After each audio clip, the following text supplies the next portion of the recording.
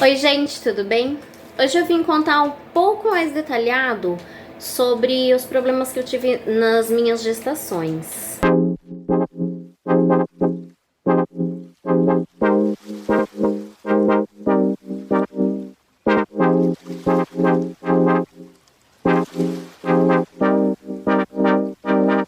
Eu vou tentar resumir para vocês o máximo que eu conseguir. Eu vou contar para vocês como que foi a minha primeira gestação. Na minha primeira gestação, na gestação em si foi tudo tranquilo. Eu tive a placenta prévia, mas foi tranquilo.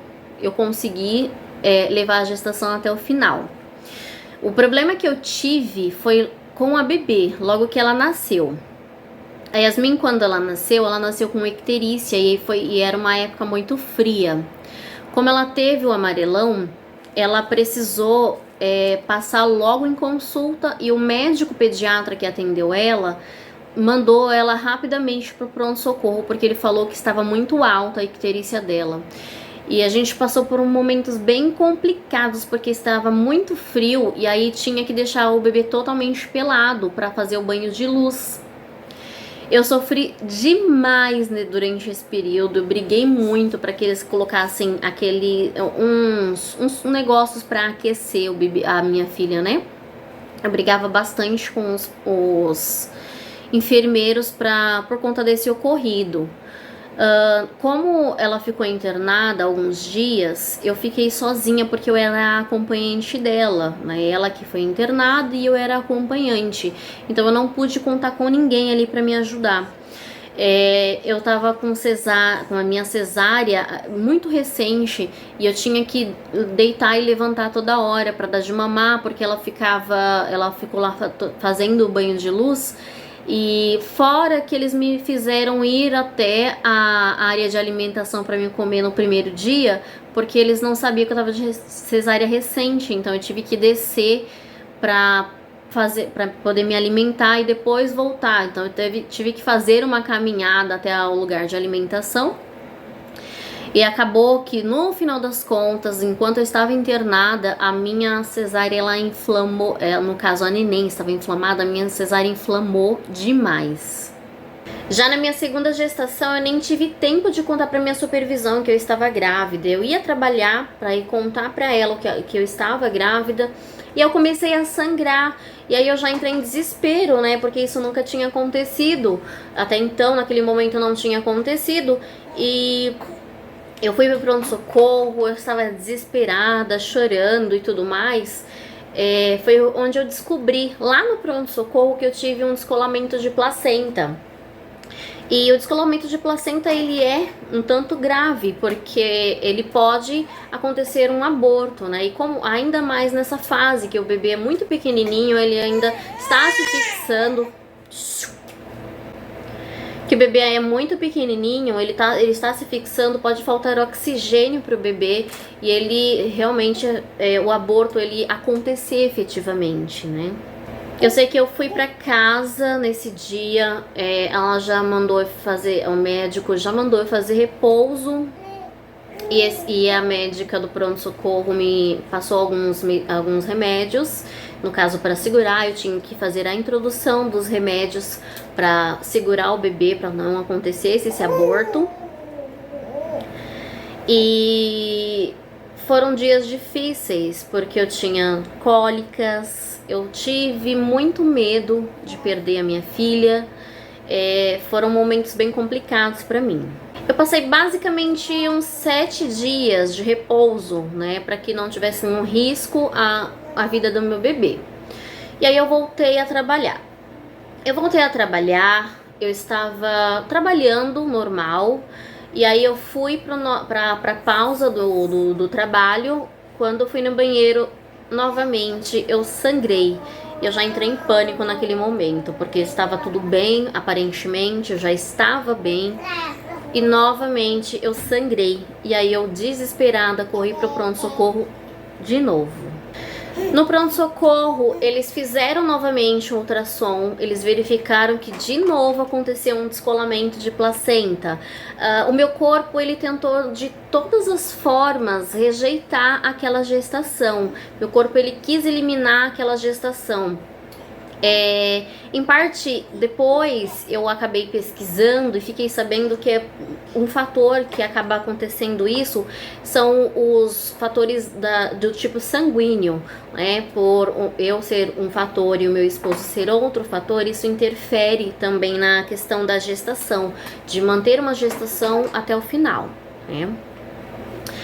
Eu posso falar sobre esse assunto em outro vídeo, caso vocês tenham interesse, tá bom? Bem, continuando.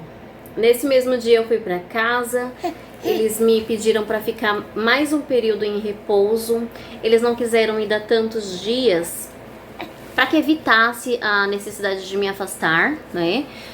Porque eu já tinha tido um atestado antes para ficar de repouso.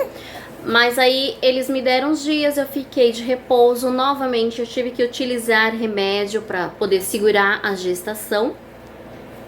E aí eu fiquei esse período fazendo repouso também. E aí depois que eu fiz esse tempo de repouso, eu voltei a trabalhar. Eu trabalhei também. Aparentemente estava normal. Daí eu fui no banheiro e novamente eu estava sangrando. Só que dessa vez saiu como se fosse um coágulo no vaso. E eu entrei totalmente em pânico, eu não sabia nem como reagir. Porque eu não sabia se eu tinha abortado minha filha, o que estava acontecendo. Eu fiquei muito apavorada. Só que eu tava eu fiquei tão em choque e tão preocupada referente ao meu trabalho, que aí eu voltei e fiquei quieta. Eu não falei pra ninguém o que estava acontecendo, eu não disse nada. Só que eu fui atendendo os clientes e eu comecei a chorar, eu não conseguia mais me concentrar no meu trabalho. Eu chorava e eu ficava quieta na minha, eu não conseguia mais dar continuidade no trabalho. Uma colega minha, ela percebeu o que estava acontecendo, ela me perguntou o que estava acontecendo.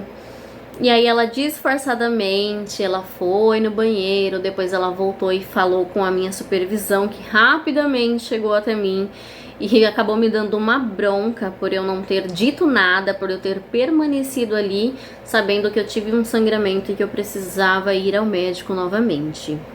Eu cheguei a ir ao pronto-socorro e chegando lá no pronto-socorro, novamente eles constataram que eu estava com um descolamento de placenta. A médica que me atendia no pronto-socorro, geralmente ela era a mesma ginecologista. Então ela chegou a falar comigo para que eu falasse com o meu ginecologista referente ao problema que eu estava tendo, né? De um descolamento atrás do outro. Então meu corpo ele tentava rejeitar de qualquer forma aquela gestação. Eu sei que nessa altura do campeonato eu já tinha completado os 15 dias de atestado e eu tive que ser afastada para o INSS porque eu já tinha muito tempo, né, de me afastando, ficando fora do trabalho, não exercendo a minha função. E de certo modo isso me deixou muito triste, porque não era minha intenção, né? Eu não tinha a intenção de ser afastada, de prejudicar a mim, prejudicar ao trabalho, não era a minha intenção nada disso. Eu cheguei a falar com o meu ginecologista. Ele não teve nenhuma empatia, ele teve descaso mesmo com o que estava acontecendo comigo.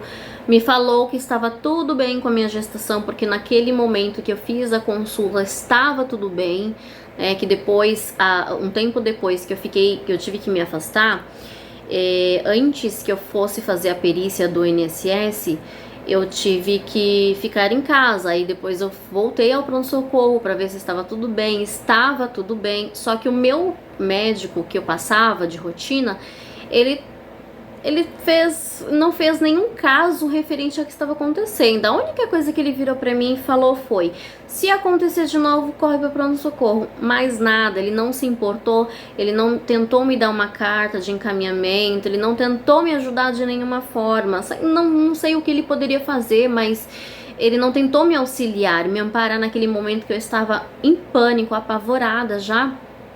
E mesmo assim, ele não se importou.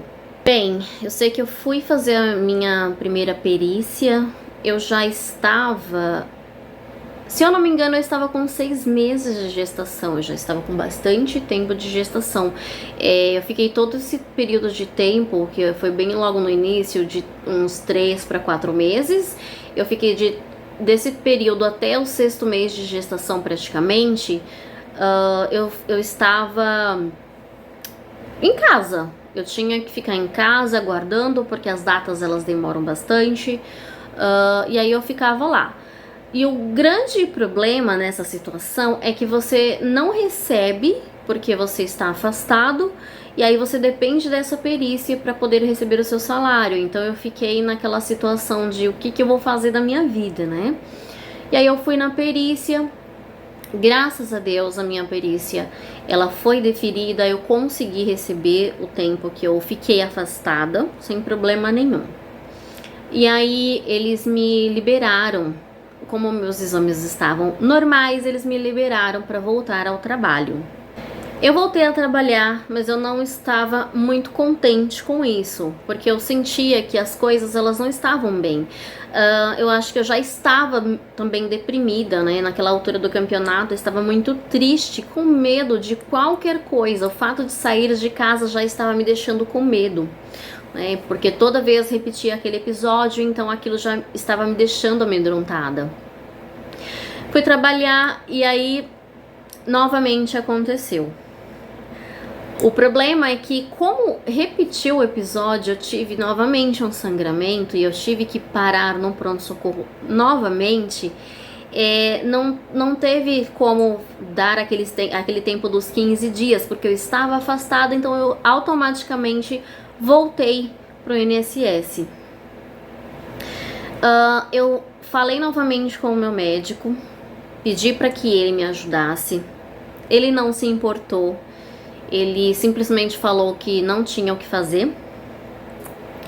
E aí eu acabei que deixando pra lá, né? E continuei, né? Segui minha vida, porque a perícia ela foi agendada novamente, ia demorar muito tempo de novo para que eu fosse até o médico. Só que como o médico que eu passava, ele não se importou em momento nenhum, eu resolvi mudar de médico. E aí eu passei com outro médico ginecologista. Como eu estava com 6 meses, eu dei continuidade a partir do 6º mês com esse outro profissional de saúde. Como ele não tinha conhecimento de nada do meu caso, ele não pôde me ajudar, infelizmente, mas ele teve muita boa vontade. De qualquer forma, eu contei o que aconteceu comigo, mas ele não conseguiria me ajudar com nada. E aí, quando eu estava entrando no 8º mês, eu estava no 7º para quase no 8º mês, eu passei na minha perícia. Só que como os meus exames eles já não constatavam nada, eu tive o sangramento, mas não teve o descolamento. Eu acho que nessa altura a única coisa que a médica do pronto-socorro falou é que eu tava com uma ferida no meu útero, no colo do útero, mas não era mais o descolamento de placenta. Então ele não me dava risco nenhum de perder a neném, mas eu tinha que cuidar de qualquer forma, por isso que houve esse sangramento. Só que, como não tinha nenhuma prova, não tinha nada, o tempo que eu fiquei em casa, quase até os 8 meses, eu perdi tudo. Eu não recebi nenhum salário. Eu fiquei desesperada quando isso aconteceu. O meu médico ginecologista que eu estava passando atual, ele já tinha me dado uma carta para mandar para perícia. Só que como não tinha nada, nenhum laudo dizendo que eu tinha efetivamente um problema, então eu já tinha perdido todo esse tempo. E aí eu acabei conversando com ele para que ele me afastasse, porque eu já não aguentava mais passar por tudo aquilo. Eu estava entrando num quadro depressivo dentro dessa minha gestação. Eu não estava mais suportando tudo aquilo. Então o médico, ele me deu a carta para que eu afastasse. Eu já estava entrando no 8º mês, ele me deu a carta para me afastar. E com 8 meses eu me afastei para poder cuidar um pouco mais de mim e da minha filha, porque eu estava muito mal. Eu não via mais o meu trabalho como um lugar bom, eu via meu trabalho como um lugar ruim, porque toda vez que eu ia para lá acontecia alguma coisa. Então eu já estava muito mal. Então eu aproveitei, eu pedi essa carta, me afastei e fui cuidar de mim, da minha filha, da minha filha mais velha que também que estava em casa. Então eu curti esse resto de gestação mais tranquila, mesmo sabendo que eu havia perdido um tempo, um período de trabalho que eu não iria receber. Eu preferi ficar em casa para que eu pudesse cuidar de mim, da minha bebê que estava na minha barriga e da minha filha que já estava comigo, né? Eu preferi cuidar de nós e curtir realmente esse final de gestação mais sossegada, mais tranquila. Enfim, o grande dia chegou. Eu fui de trabalho de parto, tive uma ruptura alta, eu estava perdendo líquido sem saber que eu estava perdendo líquido. E aí a médica me internou. Eu tive o meu parto cesárea, como eu já contei pra vocês. Só que assim, como nem tudo são flores, logo que ela nasceu, instintivamente eu levantei minha cabeça quando uma enfermeira me chamou. Ela estava longe de mim, me chamou e eu levantei a cabeça. Só que, pra quem não sabe, é proibido levantar a cabeça quando se tem um parto cesárea por conta da hacker, porque ela causa problemas. Naquele primeiro momento, aparentemente eu não tive nada. E aí eu tive alta. Eles fizeram o desmame da medicação, fui pra casa, tava tudo bem. Eu tava com uma dorzinha de cabeça, mas fui pra casa tranquila, normal. Eu cheguei em casa, essa dor foi aumentando gradativamente, cada vez mais insuportável. E quando eu cheguei, já estava mais à noite, eu fui deitar para tentar dormir, que eu estava com bastante dor de cabeça, não estava suportando. Foi uma dor insuportável, ela já estava num ponto agudo, que toda vez que eu deitava, ela piorava muito. Então assim, eu tive uma cefaleia pós-hacker, né? Então eu tive o problema, aquele problema de a gente levantar antes da hora. E aquilo foi insuportável, eu não tava aguentando, eu chorava de tanta dor. E como a minha bebê era muito pequena, a gente foi pro médico, levou ela. Só que eles me disseram que eu não poderia ficar com ela, obviamente, porque eu iria ficar internada e ela não poderia ficar junto comigo. E eu fiquei desolada, porque eu não sabia o que eu ia fazer. Como que eu ia dar conta de um bebê recém-nascido? Ele tinha acabado de nascer, eu mal amamentei e eu teria que ficar lá. Nesse dia a médica ela me deu uns calmantes, porque eu chorava muito, tava muito agitada. Ela me deu uns calmantes pra mim dormir e nesse dia eu também não poderia amamentar. E aí ela me internou, porque eu estava com fortes dores e tomando medicação direto na veia. Como a minha bebê ela era recém-nascida, a minha mãe ela ficou com a neném pra mim. E aí a gente teve que comprar uma fórmula para dar para neném, para que ela amamentasse, para que ela não ficasse com fome. E aí a minha mãe ela ficou com a minha bebê, cuidou da minha bebê durante esse período que eu fiquei internada. Foi apenas um dia, mas para mim foi um dia interminável. Enfim, o que a médica me falou quando eu tive a alta é que se a dor ela persistisse, se ela permanecesse, que eu teria que voltar para a mesa de cirurgia para que eles fizessem a retirada do líquido da espinha por conta da hacker, né? Mas que até então eu tive a alta, ficou tudo bem e eu fui para casa. Só que ainda sentia dor, mas não estava tão intensa quanto no dia anterior, né? Bom, e depois que eu voltei para casa, eu suportei da melhor forma possível a questão das dores de cabeça, elas não eram tão fortes quanto antes, e aí eu consegui lidar muito bem. E de resto foi bem tranquilo, eu consegui lidar muito bem com todas as outras questões. Referente à terceira gestação, para mim foi sossegado, tá? Eu sofri um pouquinho no parto para esperar. Eu tive uma grande ajuda, apoio de várias colegas de trabalho minha. Elas desesperadas e perguntavam o tempo inteiro sobre mim, se eu já tinha sido transferida para ganhar neném, como que estava, se eu queria a ajuda delas para que elas fizessem alguma coisa. Elas ficaram desesperadas. Eu me senti muito amada, muito querida, e para mim isso foi super legal. Essa experiência, né, de ter pessoas tão preocupadas assim comigo. Mas assim, foi tudo muito sossegado. Eu já falei basicamente o que aconteceu, né, referente ao meu parto. E depois, assim, tanto depois que ela nasceu, como depois de estar em casa, foi tudo muito tranquilo. Foi só nessa hora de realmente ter a bebê que eu sofri bastante, porque eu tinha muita contração e os médicos não atendiam logo, né? Mas é isso, gente. Eu tentei fazer da forma mais resumida possível de todas as 3 gestações o que aconteceu, dos problemas que eu tive, tá? E aí, se vocês ficaram com alguma dúvida, pode deixar aqui nos comentários, eu vou responder vocês, tá? Compartilhe esse conteúdo se vocês acham que outras pessoas vão se interessar por este assunto. Se inscreva no canal, ative o sininho para receber a notificação toda vez que eu soltar vídeo para vocês. Lembrando que os vídeos toda terça e toda quinta-feira eu vou soltar vídeo para vocês. É super importante que vocês deixem aqui nos comentários quais os vídeos e o que mais vocês gostariam de saber. Se vocês têm alguma dúvida, se vocês têm alguma curiosidade, pode deixar aqui nos comentários, eu vou responder para vocês. Eu volto, gravo o vídeo aqui para vocês do que vocês querem saber, tá bom? Muito obrigada por assistir até aqui, fiquem com Deus e até o próximo vídeo. Tchau!